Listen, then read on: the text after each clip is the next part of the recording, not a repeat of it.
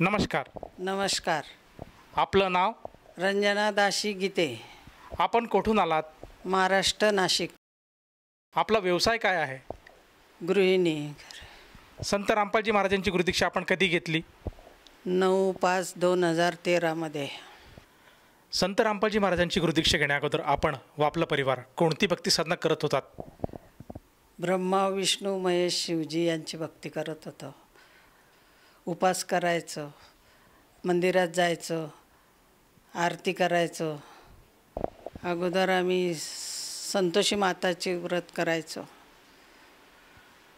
16 शुक्रवार करायचो. गणपतीचे उपास करायचे, गणपती मांडायचे, देवीचं करायचं. त्र्यंबकेश्वरला जायचो. 12 ज्योतिर्लिंगापैकी एक ज्योतिर्लिंग ते केले. गडावर जायचो वणीच्या. 2 धाम केले. अमरनाथ केला, केदारनाथ केले, बद्रीनाथ केला, वैष्णवदेवी केली. ब्रह्मकुमारीमध्ये गेलो होतो. माउंटन आबूला गेलो 3 वेळेस. संत रामपालजी महाराजांच्या ज्ञानाबद्दल आपल्याला माहिती कशी कळाली आणि आपण त्यांच्या शरणात कसे आलात? माझ्या पायाचा अचानक त्रास व्हायला लागला होता, ठणकायचं खूप. मग आम्ही प्रशांत भुताडा डॉक्टरकडे गेलो. तिथं ॲडमिट झालं. त्यांनी सांगितलं ऑपरेशन करावं लागेल.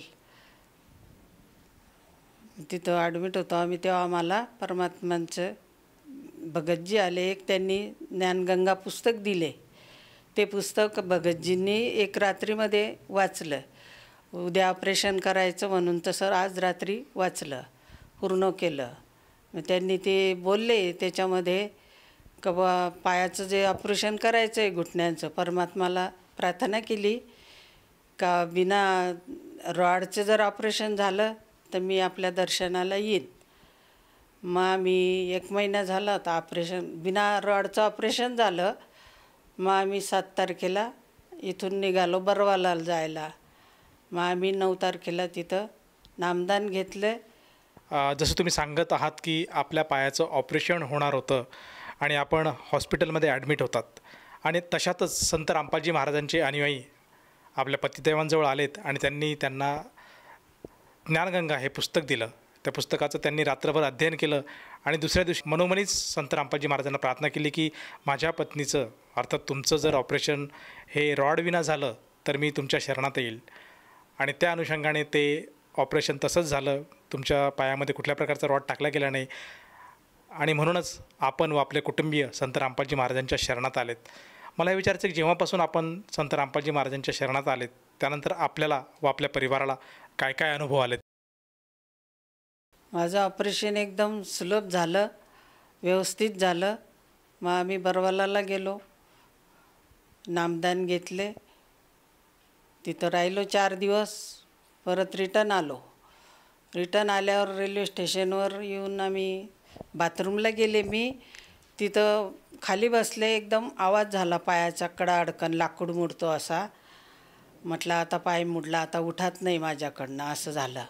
पण परमात्माने इतकी दया केली, संत रामपालजी महाराजांनी खूप दया केली. मला काहीही त्रास झाला नाही. पटकन उठून उभे राहिली. नाही तर मला असं वाटत होतं की माझ्याकडून उठात नाही आता. पण परमात्माने खूप दया केली. मी उठून उभी राहिली आणि चालायला लागली. एकदम रिलॅक्स होऊन गेले मी. या गोष्टीला किती वर्ष झालेत? 10 वर्ष होऊन गेले. 2013 मध्ये गेला. आणि या 10 वर्षामध्ये आपल्याला त्या पायांच्या दुखण्यासाठी काय काय मेडिसिन किंवा काय काय औषधं चालू आहेत? सांगितलं होतं डॉक्टरांनी की तुम्ही 1 वर्ष औषधी गोळ्या घ्या, इंजेक्शनं घ्या. पण आम्हाला परमात्माने काहीच करू दिलं नाही. आम्ही जाऊन आलो नंतर 1 महिना 2 महिने घेतलं फक्त आणि मग काही घेतले नाही आम्ही. त्यानंतर मला एक गोळी नाही, काही इंजेक्शन नाही, काहीच नाही आतापर्यंतही. एकदम चांगलं आहे माझ्या पायाचं, ठीक झालं आहे सर्व. मला हे विचारायचं आहे की आत्ताच्या कंडिशनला आपल्या घरामध्ये आपण जे आपले नेहमीचे जे रुटीनचे कामं आहेत हे स्वतः आपले करतात का? हो, मी सर्व कामं करते. स्वयंपाक, धुणं, भांडे, झाडू, पोचा, व्यवस्थित सर्व कामं करते. काही एक त्रास नाही मला. मला कुठल्याही गोष्टीचा त्रास नाही आहे. मी एकदम चांगले झाले. परमात्माने एकदम चांगलं केलं आहे. आजच्या घडीला माझं 66 वय आहे, पूर्ण झालेलं आहे. मी सर्व कामे स्वतः करते, कुणावर अवलंबून नाही. या व्यतिरिक्त आणखीन काय लाभ आपल्याला संत रामपालजी महाराजांच्या दयेने झालात का? हो, परमात्माची दयाने खूप मोठा लाभ झाला. आम्ही 3 एकर शेती घेतली. असं वाटत नव्हतं आमच्याकडून घेवा येईन शेती, पण परमात्माने दया केली. संत रामपालजी महाराजांनी दया केली. आम्ही शेत घेतलं. आमचं पूर्ण परिवार सुखी आहे. संपूर्ण परिवार एकदम टणटणीत आहे. कुठलाही आजार नाही, काही नाही. परमात्माच्या दयाने सगळं चांगलं आहे. प्रेक्षकांना आपण आपल्या अनुभवातून काय संदेश द्याल? जसे मी संत रामपालजी महाराजांची नामदीक्षा घेतली तसे आपणही घ्या आणि आपलं कल्याण करावा. जर एखाद्या व्यक्तीला संत रामपालजी महाराजांची नामदीक्षा घ्यावयाची असेल तर ती व्यक्ती नामदीक्षा कशी घेऊ शकेल? परमात्माचे सत्संग येतात, त्याच्या खाली पट्टी येते, त्यावर कॉन्टॅक्ट नंबर असतात. तिथं जवळपासचे नामदान सेंटरवर कॉन्टॅक्ट करा आणि आपण नामदान घ्या. या नामदीक्षेसाठी किती पैसे लागतात? 1 रुपयाही लागत नाही, काहीच खर्च लागत नाही. सर्व निःशुल्क होतं आहे. धन्यवाद. धन्यवाद. संपूर्ण विश्वामध्ये 500 पेक्षा जास्त नामदीक्षा केंद्र आहेत, जिथे निशुल्क नामदीक्षा दिली जाते.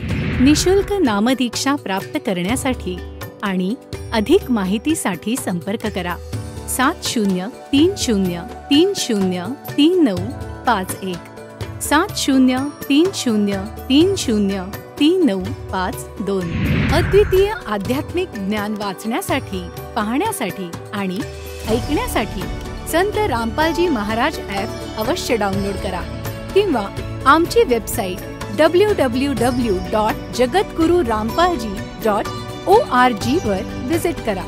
आम्हाला सोशल मीडियावर फॉलो करा. सर्व पवित्र धर्मांच्या पवित्र शास्त्रांवर आधारित प्रमाणित अनमोल पुस्तक ज्ञानगंगा किंवा जगण्याचा मार्ग यापैकी कोणतेही एक पुस्तक निशुल्क मागवण्यासाठी आपण आम्हाला आपले पूर्ण नाव, पूर्ण पत्ता, पिनकोड आणि फोन नंबरसह लिहून 7030303951 किंवा 7030303952 या नंबरवर SMS करू शकता किंवा 7030303950 या नंबरवर व्हॉट्सअप देखील करू शकता.